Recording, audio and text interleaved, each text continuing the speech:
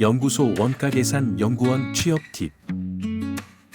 원가계산 용역기관인 연구소의 원가계산 연구원으로 취업하는 팁에 대해 알려주고자 한다. 취업 팁은 생각날 때마다 계속 업데이트 해나갈 예정이다. 일단 먼저 알아야 되는 게 일반 기업들하고 연구소는 성격이 완전히 다르다. 그나마 회계인, 세무인, 컨설팅 법인에 가까운 느낌인데 기계, 설비 등 장비를 활용하는 것이 거의 없고 맨파워 중심이다. 그런데 회계인, 세무인, 컨설팅 법인들은 ERP로 인원들 프로젝트 관리와 근무시간 관리도 하고 있는 곳도 몇몇 있고 회계 프로그램을 사용해서 기장을 한다. 하지만 원가계산 용역기관인 연구소들은 ERP, 회계, 원가 프로그램 같은 걸 거의 쓰지 않는다. 그럼 원가는 어떻게 계산을 하냐고 하면 거의 순수 엑셀로 작업한다고 보면 된다. 엑셀 아니면 한글, 아니면 PPT로 작업한다고 보면 된다. 이런 부분들을 고려해서 취업 준비를 하면 될 것이다. 예를 들어 컴활 자격증이나 워드 프로세서 자격증, 원가 분석사, 사회조사 분석사 같은 자격증을 갖고 있다고 한다면 연구원에 적합한 인재라고 할 수 있을 것이다. 그러면 본격적으로 하나씩 팁을 얘기해 보겠다. 첫 번째, 초봉이 높은 곳은 당연히 일이 빡세다. 원가계산 연구원 초봉은 2,600에서 3,500만원 수준이다. 대부분의 사람들은 제조, 공사, 용역 같은 원가 계산을 하려고 원가계산 연구원에 지원을 할 것인데 이런 원가들만 한다고 하면 초봉은 비교적 낮을 것이며 2,600에서 3,000 사이가 될 것 같다. 연봉 범위 오차는 플러스 마이너스 200 정도이다. 하지만 돈을 좀 더 받고 싶다고 한다면 원가에 학술이 가미된 학술원가, 학술 지원 및 간단한 학술 연구, 리서치 설문조사, 공사비 감정 등의 업무도 추가적으로 해야 할 것이다. 또한 방산원가의 경우에도 초봉을 높게 받을 수 있다. 그런데 꼭 추가적으로 한다고 돈을 더 준다는 보장은 없다. 즉 초봉이 낮아도 이 일들을 같이 다 할 수 있다는 얘기다. 특히 리서치 설문조사 업무 같은 경우에는 전문 리서치 업체에 외주 주고 하기도 하지만 외주 맡길 돈이 아까워서 직원들에게 직접 시키는 연구소도 있다. 충격적일지도 모르겠지만 요즘도 종이 설문지 돌린다. 생활 폐기물 대행업체 평가 같은 경우가 대표적인데 그나마 리서치 업체 외주 주는 곳이 좋은 곳이다. 참고로 코로나 때도 직접 현장 가서 대면 조사했다. 하다 보면 내가 대학원 나와서 왜 이러고 있나 자괴감이 들 수 있다. 두 번째, 면접에 불리는 순간 웬만하면 합격한다. 면접이 일반 기업 면접 성격이 아닌 단순 인터뷰 성격이 강하고 면접관이 여러분보다 얘기를 훨씬 많이 할 수도 있다. 좀 규모가 있는 연구원들이 일반 기업처럼 자기소개를 시키거나 압박 면접같이 보는 경우도 있긴 하지만 그런 경우엔 최선을 다해 열심히 답변하면 된다. 당일에 그 자리에서 바로 합격 발표하는 곳도 있다. 보통은 당일에 합격 통보를 하거나 내일 바로 면접 보자고 하는 곳을 문제가 있는 나쁜 기업으로 생각하는 경향이 있고 사실 그게 맞는 경우가 많다. 하지만 용역기관의 경우 순수 맨파워이기 때문에 중간에 인원이 빠지거나 하면 그 인원이 해야 될 업무를 기존의 인원들이 100% 짊어지게 된다. 대부분의 연구소, 연구원 사원수는 10명에서 25명 사이이다. 물가지 발행 및 물가조사 사업을 하거나 다양한 분야의 연구를 많이 하는 곳의 경우는 사원수가 30명이 넘어가며 100명을 초과하는 곳도 있다. 그런데 규모가 크다고 해서 원가팀 인원이 많은 것은 아니다. 연구소에는 일반적으로 원가팀, 학술팀, 경영지원팀 등으로 구성이 되어 있는데 내가 10명 규모의 연구원에도 있어봤지만 원가팀 인원이 9명 정도 됐던 것 같다. 그중 제조원가, 공사원가, 민간위탁 담당이 따로 있었다.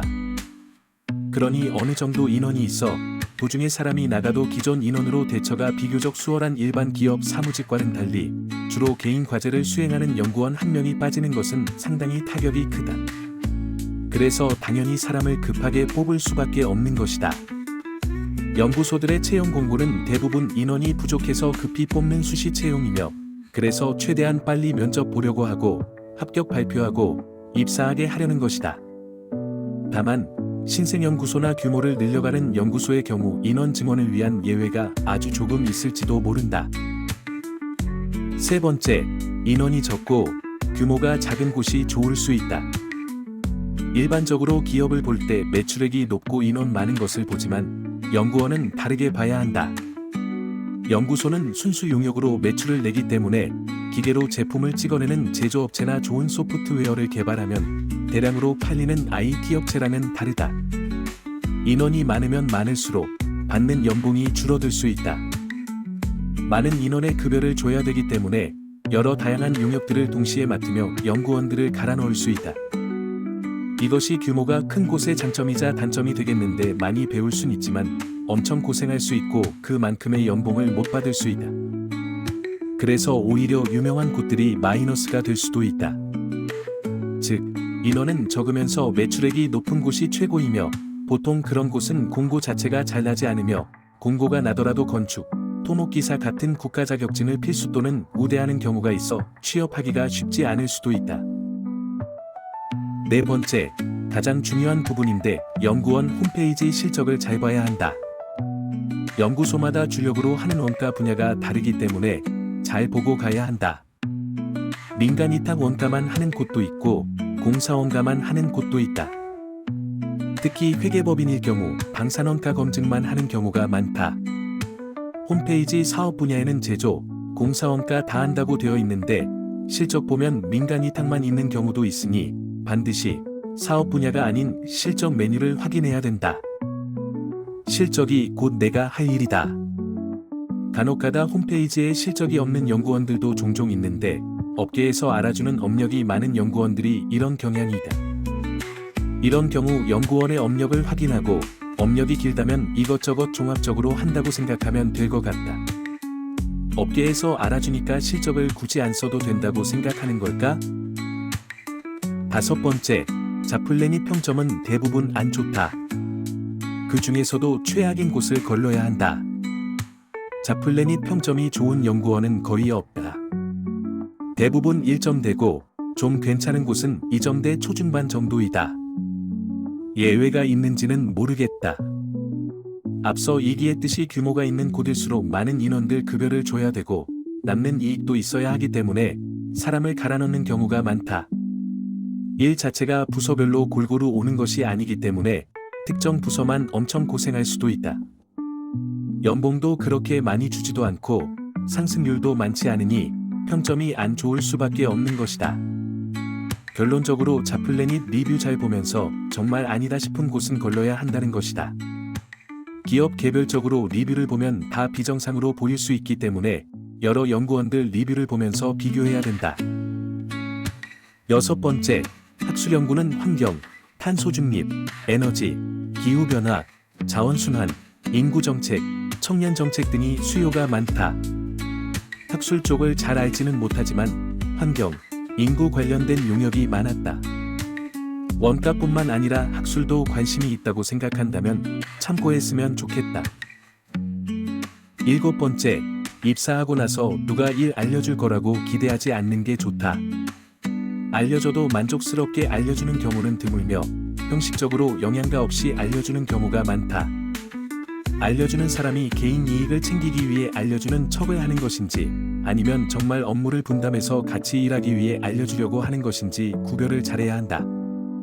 여기서 알려주는 사람이 챙길 수 있는 개인적인 이익이란 나는 밑에 있는 직원한테 일을 알려줬다는 사실로 인사고발을 잘 받거나 수당을 받으려고 하는 경우이다. 이것을 구분하는 확실한 방법은 교육을 들어봐서 대충 알려주거나 실무에 대한 내용이 아닌 누구나 다 알만한 이론적인 부분만 알려주는지를 확인하는 것이다.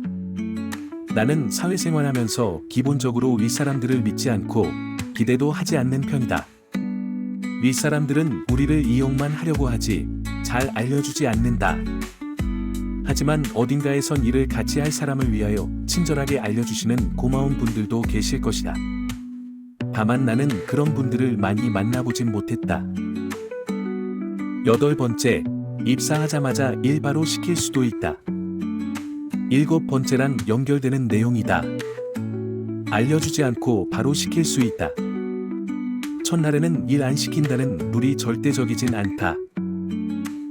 이상으로 원가계산용역기관 연구소의 원가계산 연구원으로 취업할 때 도움될 만한 팁을 얘기해봤습니다. 좀 더 추가할 필요가 있는 부분들은 댓글로 남겨주시면 다음에 보완해서 다시 영상을 올리도록 하겠습니다. 영상 끝까지 봐주셔서 감사합니다.